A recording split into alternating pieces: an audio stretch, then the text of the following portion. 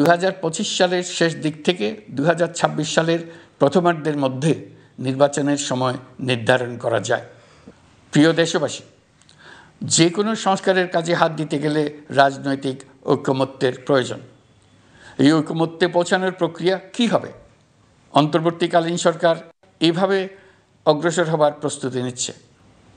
এর সঙ্গে যদি আমরা নির্বাচন প্রক্রিয়া আরও উন্নত করতে চাই, নির্বাচন সংস্কার কমিশনের সুপারিশমালা বাস্তবায়ন করতে চাই, তাহলে প্রয়োজনীয় সংস্কারের বিস্তৃতি ও গভীরতা অনুসারে নির্বাচন কমিশনকে সময় দিতে হবে। আমি সকল প্রধান সংস্কারগুলো সম্পন্ন করে নির্বাচন আয়োজন করার ব্যাপারে বরাবর আপনাদের কাছে আবেদন জানিয়ে এসেছি। তবে রাজনৈতিক ঐকমত্যের কারণে আমাদেরকে যদি অল্প কিছু সংস্কার করে ভোটার তালিকা নির্ভুলভাবে তৈরি করার ভিত্তিতে নির্বাচন সম্পন্ন করতে হয়, তাহলে 2025 সালের শেষের দিকে নির্বাচন অনুষ্ঠান হয়তো সম্ভব হবে।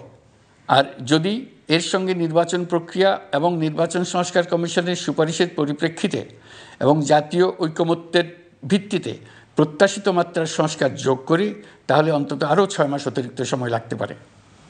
মোটা দাগে বলা যায় 2025 সালের শেষ দিক থেকে 2026 সালের প্রথমার্ধের মধ্যে নির্বাচনের সময় নির্ধারণ করা যায়।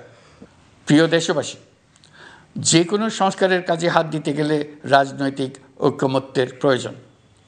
এই ঐকমত্যে পৌঁছানোর প্রক্রিয়া কী হবে?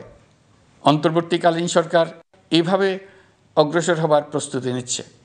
ক্যামেরায় ওয়াও, স্টাইল দেখাও, Xenon X21 পারলে ঠেকাও।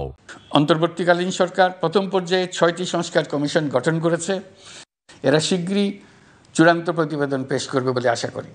আমরা এই 6 কমিশনের চেয়ারম্যানদের নিয়ে একটি জাতীয় ঐকমত্য গঠন কমিশন প্রতিষ্ঠা করার দিকে অগ্রসর হচ্ছি। এর কাজ হবে রাজনৈতিক দল সহ সকল পক্ষের সঙ্গে মতামত বিনিময় করে যে সমস্ত বিষয়ে ঐকমত্য স্থাপন হবে সেগুলো চিহ্নিত করা এবং বাস্তবায়নের জন্য সুপারিশ করা।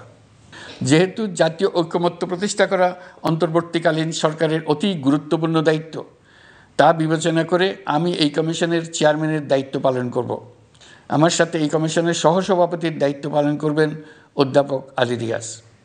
কমিশন প্রয়োজন মনে করলে নতুন সদস্য কোঅপ্ট করতে পারবে। প্রথম 6টি কমিশনের চূড়ান্ত প্রতিবেদন পাওয়ার পর আগামী মাসেই জাতীয় ঐকমত্য গঠন কমিশন তার কাজ শুরু করতে পারবে বলে আমি আশা করছি।